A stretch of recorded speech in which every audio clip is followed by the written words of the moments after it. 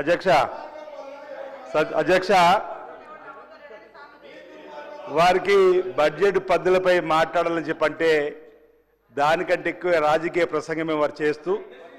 ముఖ్యమంత్రి గారిని విమర్శించేటువంటి కార్యక్రమం పెట్టుకోవడం తప్ప వ్యక్తిగతంగా ఈర్ష్యా భావము అక్కసు కనిపిస్తుంది తప్ప ముఖ్యమంత్రి గారు మాట్లాడినటువంటి మాట మా గౌరవ ముఖ్యమంత్రి రేవంత్ రెడ్డి గారు కానీ లేదంటే శ్రీధర్ బాబు గారు కానీ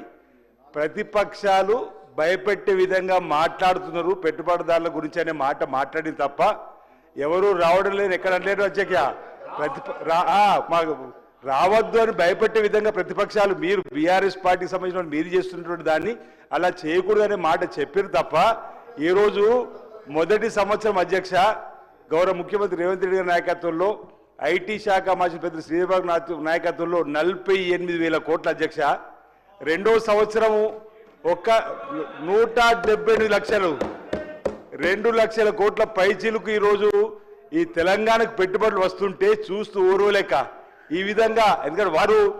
ఐటీ శాఖ మార్చిలో ఉన్నటువంటి మరి పెద్దలు కేటీఆర్ గారు లేరు ఇక్కడ వారి హయాంలో రానటువంటివి బీఆర్ఎస్ హయాంలో రానటువంటి నిధులు తెలంగాణకు వస్తున్న సందర్భంలో పెట్టుబడుల రూపంలో 4th సిటీగా మనం వీరు అభివృద్ధించేటువంటి దాన్ని చెప్పడం వల్ల